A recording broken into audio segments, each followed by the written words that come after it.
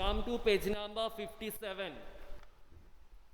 What is the structure of courts in India? There are three different levels of courts in our country. There are several courts at the lower level, while there is only one at the apex level. Apex means the highest level. The courts that most people interact with are what we call subordinate or district courts. These are usually at the district or tehsil level or in the towns, and they hear many kinds of cases. Each state is divided into districts that are presided over a district judge. Underline. Each state is divided into districts that are presided over by a district judge. Each state has a high court, underline, which is the highest court of that state. At the top is the Supreme Court, which is the highest court of, at the top is the Supreme Court that is located in New Delhi and is presided over by the Chief Justice of India. So we have to remember this one. First, we are having the district judge, the district courts are there. Then we are having the high court in the state level, which is the highest court in the state. Then we are having the Supreme Court, which is the highest court in our country. Starting from district court, then the high court, then the Supreme Court. The decisions made by the Supreme Court are binding on all other courts in India. So whatever decision has been taken by Supreme Court, those decisions must be followed by the other courts, of India. Now the structure of the courts from the lower to the highest level is such that it resembles a pyramid. Having read the description above, can you fill out which type of courts would exist at what level in the following diagram?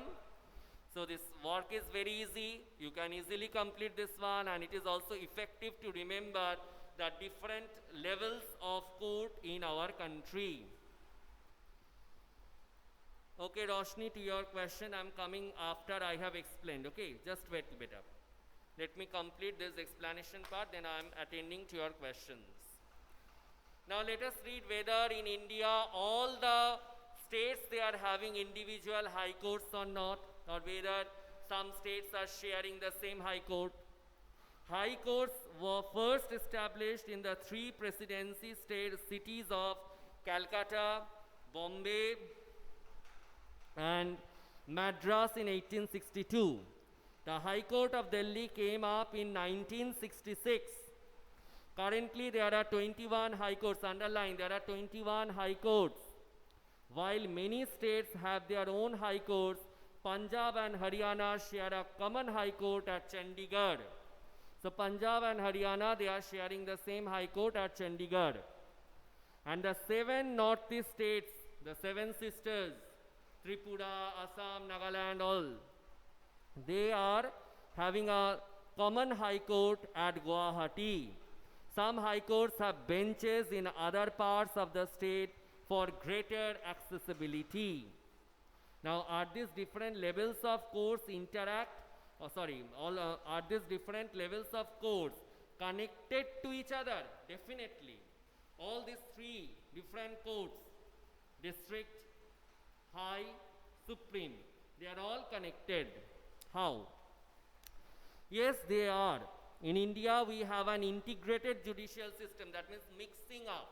And a better way of understanding this integrated system, we will just come to know. You take the pencil in your hand, you have to underline. So, integrated judicial system, meaning that the decisions made by higher courts are binding on the lower courts. The lower courts, they have to follow the decisions taken by the higher courts. Second, another way to understand this integration is through the appellate system that exists in India. What is this appellate system? Let's read. Meaning is given. This means that a person can appeal to a higher court if they believe that the judgment passed by the lower court is not just So if any case you come to know that the decision which has been taken, or you are not satisfied with the decision taken by the lower court, you can go to the high court. And even if you are not satisfied with the decision of the high court, you can move up to the Supreme Court. So this is the appellate system. Let's read once more. This means that a person can appeal to a higher court if they believe that the judgment passed by the lower court is not just. If you find that whatever verdict has been taken, the judgment has been taken, it is not satisfactory, it is not justified, you can move to the higher courts. This is appellate judiciary system or appellate system. And even if you are not satisfied with this question in the previous class was asked by Onnay Laha. I didn't think it beforehand, but he had asked this question, that what if we are not satisfied with the decision taken by the, or the verdict taken, or the judgment which has been taken by Supreme Court, or the better to say, what if we are not satisfied with the judgment of the Supreme Court, where can we appeal? We can ask, in that case, the answer is that in that case we can ask for review. Review petition is there. Supreme Court can review or revise the verdict it has taken. It is known as review petition. The Supreme Court, it can review or revise the decision taken by it. But you have to appeal for it within the 30 days of the judgment taken, or we have come to know about the judgment. Let's read about a story. Let us understand what we mean by the appellate system by tracking a case. State Delhi Administration versus Lakshman Kumar and others, 1985, from the lower courts to the Supreme Court. In February 1980, Lakshman Kumar married 20-year-old Shudha Goel, and they lived in a flat in Delhi with Lakshman's brothers and their families. On 2nd December 1980, Shudha died in hospital due to burns. Her family filed a case in court. When this case was heard in the trial court, 4 of her neighbors were called in as witnesses. They stated that on the night of December 1st, they had heard Shudha scream and had forced their way into Lakshman's flat. There they saw Shudha standing with her sari in flames.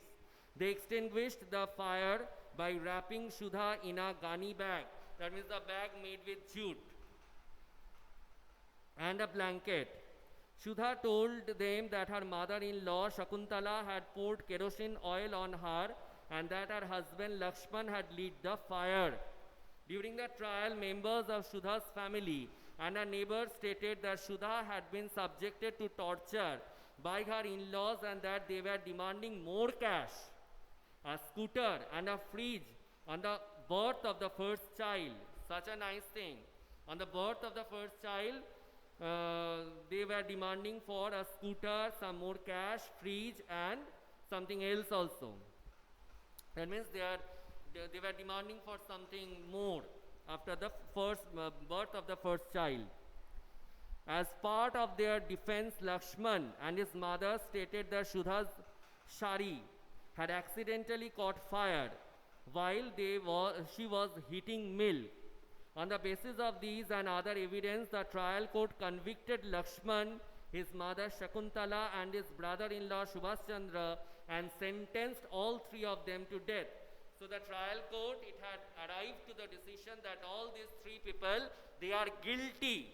They are guilty and they have committed this crime, so it sentenced them for death. This decision was taken. All 3 of them to death.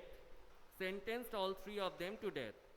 In November 1983, the 3 accused went to the High Court to appeal against the verdict of the trial court. So verdict, judgment. The High Court, after hearing the arguments of all the lawyers, decided that Shudha had died due to an accidental fire caused by the kerosene stove. Lakshman, Shakuntala and Subhash Chandra were acquitted. Though we know the meaning of appeal and acquittal, let's see what is given in the glossary. Acquit, this refers to the court declaring that a person is not guilty of the crime which he or she was tried for by the court. To appeal, in the context of this chapter, this refers to a petition filed before a higher court to hear a case that has already been decided by a lower court. You may remember the photo essay on the women's movement in your class 7 book. You read about how in the 1980s, women's groups across the country spoke out against dowry debts. They protested against the failure of the courts to bring these cases to justice. The above High Court department deeply troubled women, and they held demonstrations and filed a separate appeal against this High Court decision in the Supreme Court through the Indian Federation of Women Lawyers. Underline this sentence: the above High Court judgment deeply troubled women. That means they were not happy with the decision regarding this case of Lakshman and Shakuntala and Sudha Goel. That's why they appealed to the Supreme Court. The above High Court judgment deeply troubled women, and they held demonstrations and filed a separate appeal against this High Court decision in the Supreme Court through the Indian Federation of Women Lawyers. In 1985, the Supreme Court heard this appeal against the acquittal of Lakshman and the two members of his family. The Supreme Court heard the arguments of the lawyers and reached a decision that was different from that of the High Court. They found Lakshman and his mother guilty, but acquitted the brother-in-law Subhash because they did not have enough evidence against him. So the Supreme Court, it heard the whole matter again properly, and the decisions which were taken first by the trial court and then by the High Court. And it found, after hearing the arguments of the lawyers, it found that Lakshman and Shakuntala, they were actually guilty. And for the case of Subhash, they didn't get enough evidence against him. That's why Subhash was set free. And what decision it had taken for this Lakshman and his mother Shakuntala, let's see. So the Supreme Court decided to send the accused to prison for life. That means life imprisonment.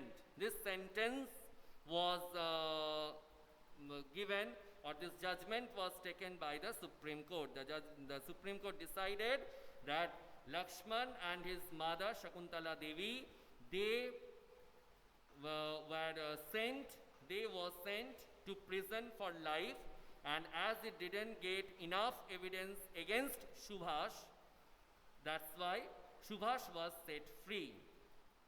So the Supreme Court is the highest court of our country, and it had taken the decision, and now the decision must be followed. So the subordinate court is more commonly known by many different names. Underline what are these names. These include the trial court or the court of the district judge, the additional sessions judge, chief judicial magistrate, metropolitan magistrate, civil judge. Alongside is a photograph of the district court in Raipur, Chhattisgarh. So children, we have completed reading up to this part, and in our next class we will proceed with this. What are the different branches of the legal system? So before my class ends, whatever queries you are having, you can ask. First of all, I will attend the questions which Roshni has sent. Let me see.